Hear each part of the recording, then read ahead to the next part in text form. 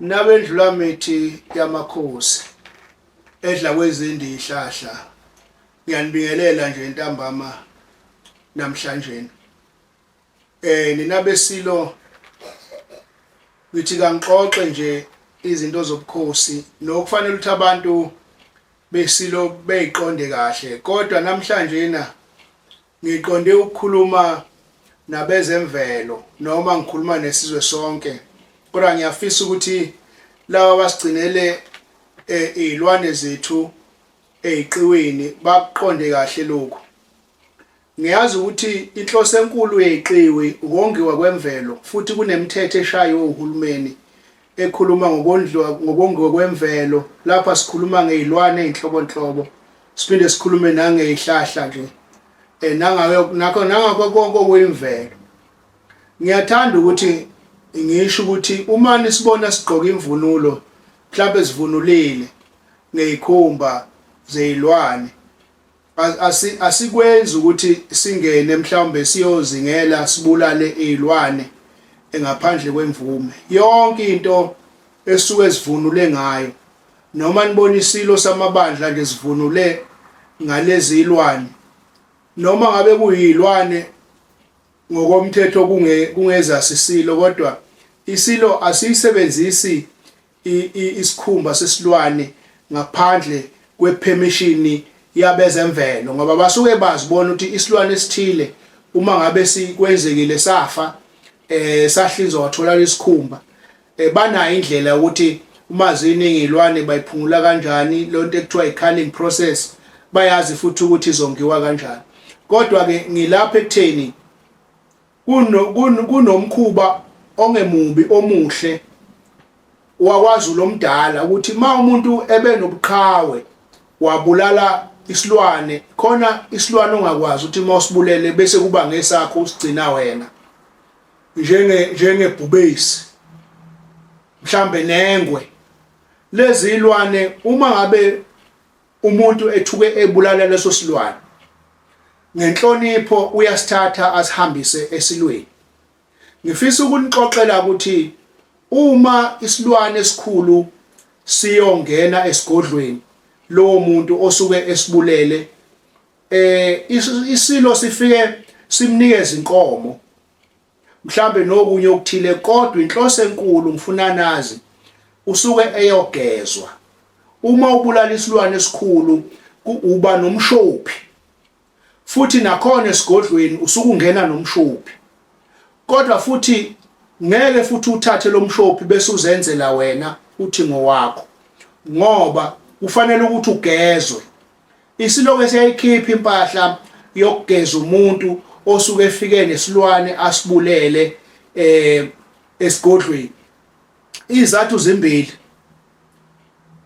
ukuthi isilwane sikhishelwe impahla, ngoba sengishilo oqala ukuthi agezwe lowo muntu, ngoba isilwane esikhulu siwumshophi uma usibulele. Okwesibili, ukubulala isilwane esuke siyingozi kangaka nesikhulu kangaka, kusuke kuthatha isibindi kuwe, kuthathe namandla nobuqhawe, ngoba uma ibulala lesi silwane usuke engasibulala esiqiwini, usuke sibulala sesivele singaphandle kwesiqiwi. Lesi silwane suke siyingozi, sisuke leso silwane singalimaza impahla, imfuyo, kodwa futhi suke singabulala abantu uqobo lwabo. Manje-ke uma umuntu ebulale leso silwane ngobuqhawe bakhe, uyasithatha sisesilweni, isilo bese sikhipha lempahla yokumgeza. Akusikho ukuthi isilo sisuke simkhomelisa noma simkhuthaza ukuthi akabulale izilwane. Ngifuna kucace lokho ukuthi kubo bonke abantu abavikela imvelo nabavikela izilwane akekho odlula ingonyama.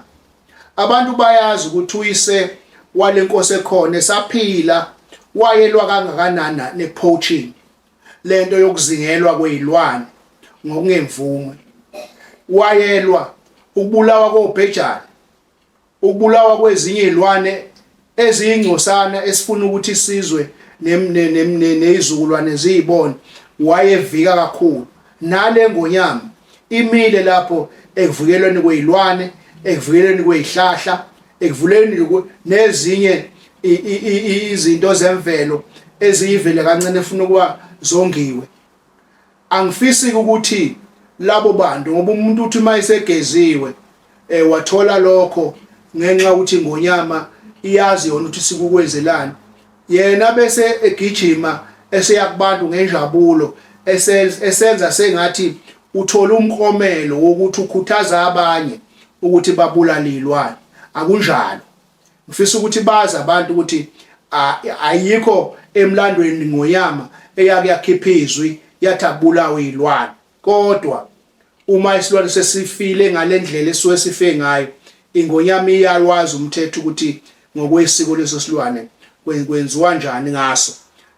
Ngiyafisa ukuthi nabezemvelo baqonde kahle ukuthi bazokhumbula nje ngesikhathi kubekwa ingonyama izongena esibayeni, ngesikhathi ingonyama iyobulala ibhubesi laphana phesheya komfula inkunzana noma phesheya kophongolo. Ingonyama yathola ipermit, yabhalwa ipermit ukuthi ingonyama iyobulala isilwane lesi ngoba kusuke kuxoxiwe lokho kwaba khona imvume. Wonke umuntu ongena esiqwini eyozingela uyabhalelwa ipermit yakhe ukuthi isiphi isilwane ufuneka as-avoid, futhi akahambi yedwa, uhamba nabo abantu basesiqwini abazomkhombisa ukuthi ngapha khona izilwane eziyingozi ongeke ukwazi ukuthi uye kuzo, ngakho khona isilwane mhlawumbe ongahle uyizingele. Ngakho ke phezani nani enisuke nibulale izilwane ukuthi bese lezo lwane noyicinga naseyiqiweni ngoba ufuna ukuthi ucabanga ukuthi leso silwane uzoya nasengonyameni, sengathi manje ingonyama iyona edala ukuthi abantu bayobulala izilwane. Yilokho nje bengithi angikuchaze ikakhulukazi ngoba ikhona into esiqhamuke kabi kwangathi ingonyama uma yenza lo msebenzi wokugeza umuntu osuke ebulale isilwane esinomkhokha kanje. Ingonyama ibeyazi yonke yenzani ngokwesiko, bese kuthi ngoba lo muntu une excitement usexoxa bese kube ngathi beke kathi isilo manje sikhuthaza ukubulawa kwezilwane. Cha, akunjalo. Sibakhuthaza futhi nathi phela beyiqiwe ukuthi ngendlela abafundiswe ngayo nangendlela abenze ngayo ayingafohli izilwane esiqiweni itholakala seyihamba emphakathini ngoba ziyingozi lezo izilwane lezo. Zibulala imfuyo, ziyingozi naseyinganeni nabantu abahamba phansi. Ngicela ukuthi nababezemvelo abavike abenze umsebenzi wabo ngokupheleleyo ukuthi izilwane engatholakali seziba uvanzi seyilimaza abantu. Thokoza kakhulu nabohlanga.